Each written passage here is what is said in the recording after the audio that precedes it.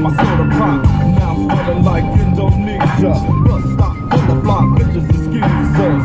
On my kick, cause my phone won't hit. Pancake running back side to side and all that shit. So when I crawl, I come correct. Now if your bitch in my shit, it's your bitch you shit, nigga. Now let the Chevrolet slide as I dip and make a trip to the Oh yeah, the Dre all day.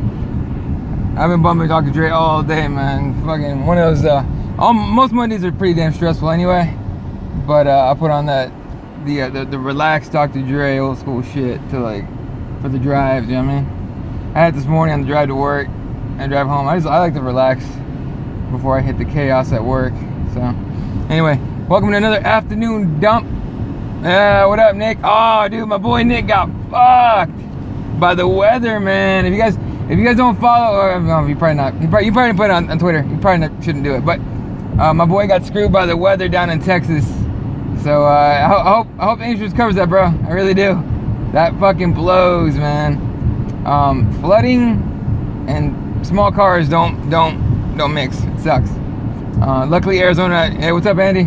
Luckily, Arizona rarely even rains, so I don't have to worry about that. The worst I have to worry about is like dust storms and shit. So just I just have to be careful when I wash my car, basically. Anyway, so a lot of talk these days, or today, for some reason still going with this whole Floyd Mayweather McGregor thing.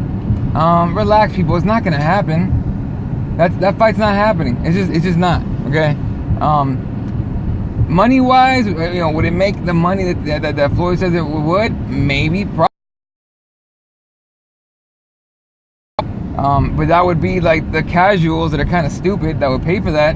Anyone that's a hardcore MMA fan or hardcore boxing fan or even just a mediocre fan of both should understand the difference between a boxer going to MMA and an MMA fighter going to boxing. Huge difference. Neither one works. But Mayweather goes to MMA, tries to fight MMA. McGregor would let kick the shit off his legs and shit and take him down. Like, say what you want about McGregor having to go to the Sunday, goddamn, having to go to the Sunday class, the little kid Sunday class of jiu-jitsu and shit to at least try to fend off Nate Diaz and shit, but his jiu-jitsu is good enough for sure to submit Floyd Mayweather. So Mayweather would never jump in the cage. And then McGregor going to boxing, he can take all the shit he wants about owning boxing. No, you don't. Even McGregor's not stupid enough to think he's going to be quick enough to catch, Mayweather. But if McGregor's willing to take a loss in boxing, which wouldn't really affect him in MMA that much, it would affect his marketability a little bit, but he still get paid, hundreds of millions of dollars easily. So on that aspect, it could happen, but I just don't think it would. I just don't think it's in the best interest of the UFC to do that. You know what I mean? So I don't buy it. I hope people stop talking about it because it's dumb now. It's annoying, but they won't because Mayweather's fanning the fire and McGregor's fanning the fire, and they're just having fun with it basically. But for sure, McGregor's already they're already working on McGregor's next fight. There's no way they're not. Now whether it's going to be Nate Diaz or the winner of Aldo Edgar, that's your guess is as good as mine. It should be the winner. He should have to defend his belt at least once, or just give it up. But who knows? What other stuff happened in MMA? I should talk a little bit about this last weekend's card since now I'm wide awake instead of cloudy as shit and flying up in the air like I do every morning. Cyborg at 139, man. Came in at 139 and everyone's thinking, ooh, 4 pounds. Now, I think she could do 4 pounds. I really do. I think she can do 4 pounds. I think she can make that weight. I just don't know if she's going to want to. I don't know. I was watching Rogan's podcast. They're still live right now, I'm pretty sure, but he was talking about, they should make a division for Cyborg. And Shab made the point that there's not that many good 145ers you want to throw in there. And he's got a really good point. I mean, even in Invicta, besides Cyborg, how many, can you name even 3 145 girls? You can't. Nobody can. Because that division is not stacked at all. Now, if you tell me that you're going to get 135ers to move up to make that division, then we got something. Holly Holmes with the 145, she can. Ronda Rousey could. I don't think she would, but I think she could. Miesha Tate's already saying she would fight her, but at 135. Which before she said she'll fight her at 140. I'm like, This motherfucker. But you know, I mean, who else is gonna get to move up, right? And then out of Invicta, 145ers that could come over. I mean, I don't know. None, really, zero of them. I don't think any of them could at all come over to the UFC and fight at 140 and fight at the UFC level fight. You know, it would just be, you know, same shit as an Invicta. Cyborg just, you know, murdering these girls. Like, I mean, you guys saw the Charmaine tweet fight, right? The Charmaine tweet fight, that was fucking goddamn. All right. Here's the thing. It was when I was. I mean, you remember who was it? It was I think it was a Michael Spinks fight with Mike Tyson, and everybody knew how it was gonna end. Spinks knew how it was gonna end. Mike Tyson knew how it was gonna end. Everyone was talking about the freaking execution, right? That's what it was like to watch Cyborg Charmaine tweet. You just hoping Charmaine tweet was gonna die in the cage, you know? So, and no disrespect to tweet. You know, if Cyborg hadn't been in front of her, she might have done okay against somebody else. But against Cyborg, I don't see anybody outside of, you know, the Holly Holmeses and the Miesha Tates and maybe the Ronda Rouseys that can do something. Speaking of women's MMA, someone tell Amanda Nunes to shut the fuck up. In all due respect, Miss Nunes, shut up. You know, now she's got this title shot. Now she wants to talk all this shit. I believe I can beat Miesha Tate. Great. I'm glad you do. Ronda Rousey is a nobody now. You know, she better not come back with fight me or I'll knock her out or some shit like that. Hold your horses, Amanda. You need to relax. Okay? Yeah, Ronda Rousey got knocked out, and I'm sure you're happy about that. But please believe when she's in the cage in front of you, depending on which Ronda Rousey shows up, okay, either a new awful Ronda Rousey, a new great Ronda Rousey, or the same old Ronda Rousey, you could be in for a quick, painful night, right? So, Amanda Nunes needs to stop talking shit. You know, her, RDA, Verdun don't have to talk anymore. He just shut his trap now. Speaking of which, man, I was happy as fuck Stipe won. Yeah, but not because Verdun beat Kane. Because even if there was a rematch between Kane and Verdun, I would still pick Verdun. I was happy because Verdun did his fucking. Look, I was indifferent as the walkouts happened. Right now, I picked Stipe and the underdog on my pick'em, on UFC pick'em, because I was like, look, man, it's a long shot, but let's see what happens. You know, because this fight goes to the ground, he's fucked.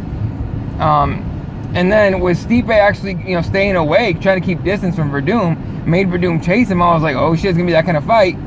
And then for Stipe to catch him with the right hand while he's backing up and sleeping Verdun, the part that pissed me off and made me cheer for Stipe, like all out, just to cheer for him during the fight, was because Verdun was doing the Verdun face all the way to the cage. That bothers me. Now, I don't mind confidence. I don't mind confidence at all.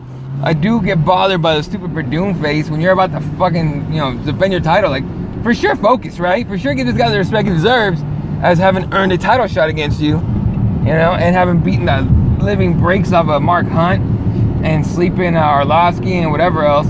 You know, for sure give him some respect. But the Verdun face all the way to the cage, you know, all celebrating and cheerful and shit. Like, I get, look, be happy.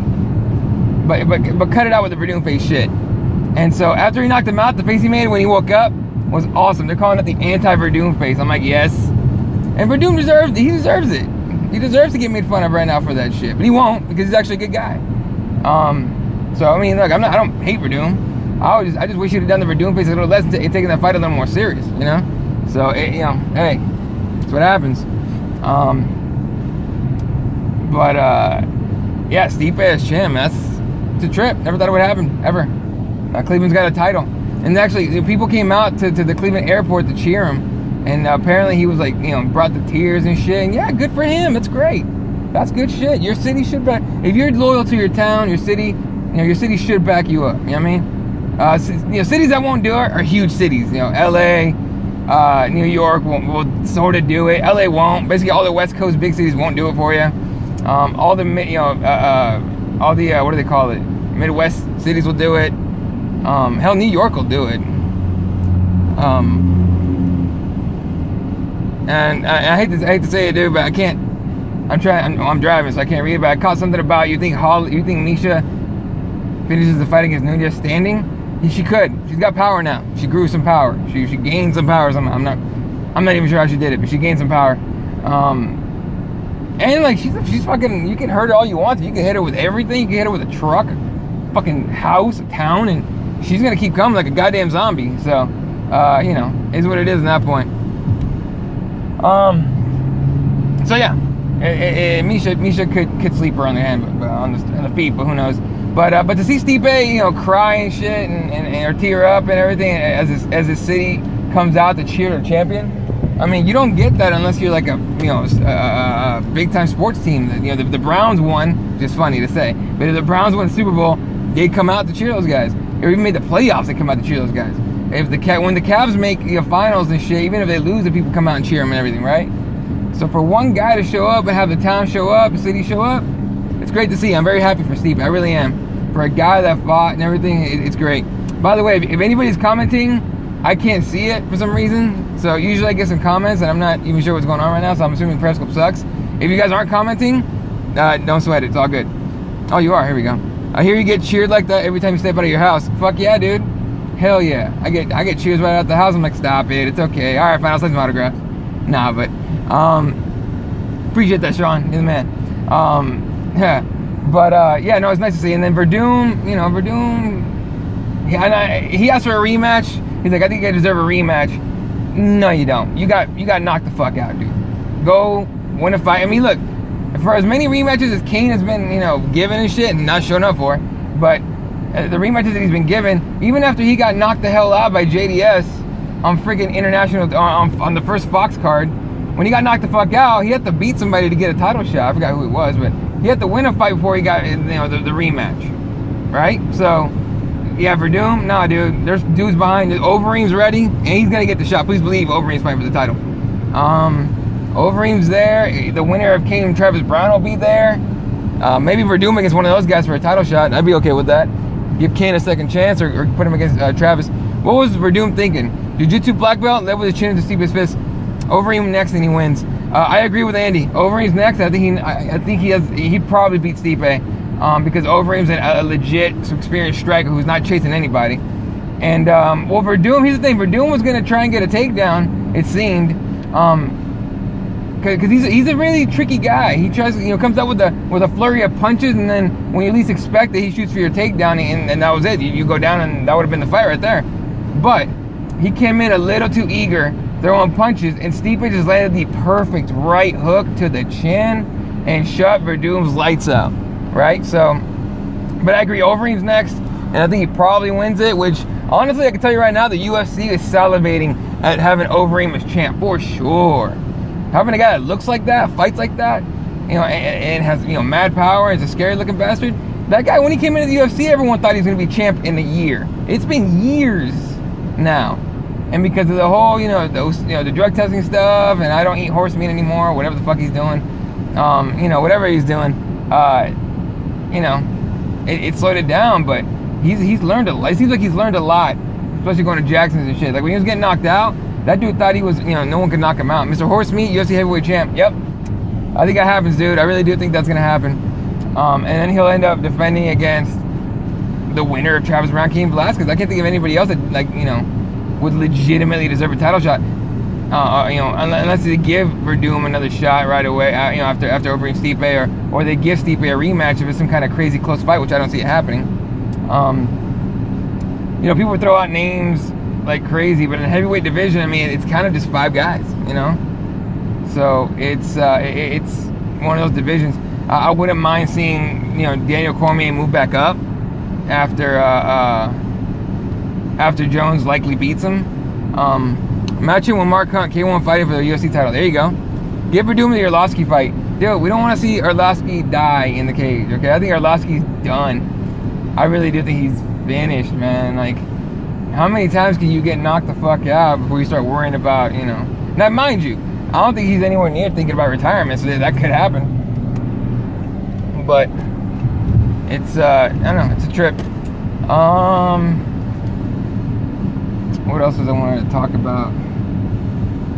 Oh, they fucking, they invited, Brazil invited, like the country of Brazil, the Olympic Committee, whoever it is that handles that shit, they invited Claudia Gadelha to carry the Olympic torch, and she turned them down. Apparently, they wanted her to pay for her own travel to wherever it's going to be, and they wanted her to show up in the middle of her camp to fight, you know, Joanna, and Claudia smartly turned it down.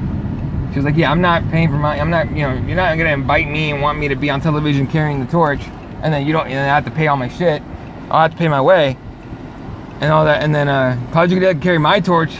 Hey, Claudia Gadelha is a good looking chick, for real. Her sisters are hot too. But she stood up for herself, saying, hey, I'm not doing that. You want me to pay my own way and then do that? No, dude, come on now. And then they wanted her to the thing would be right in the middle of her camp to fight a title fight. Now, you're out of here. No, get out of here with that stuff, you know. So she's smart about that. You know, shouldn't have to deal with that shit. Somebody was tweeting me way earlier. It was like, oh, dude, are you watching the MMA Hour?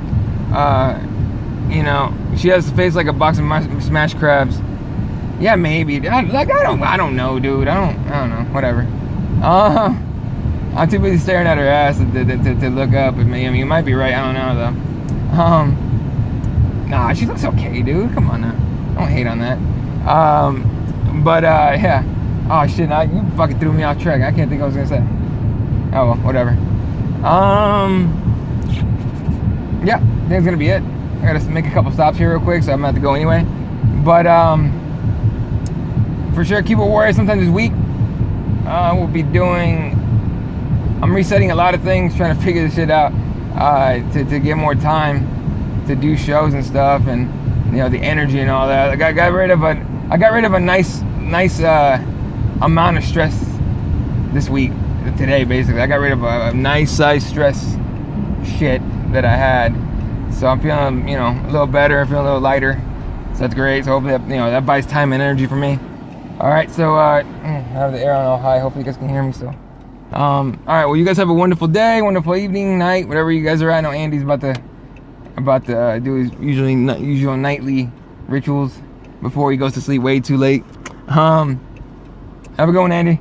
And thanks, Andy, for watching. Thanks, Sean, Nick, who was watching for a little bit. Hope you get your car situation figured out, because that sucks.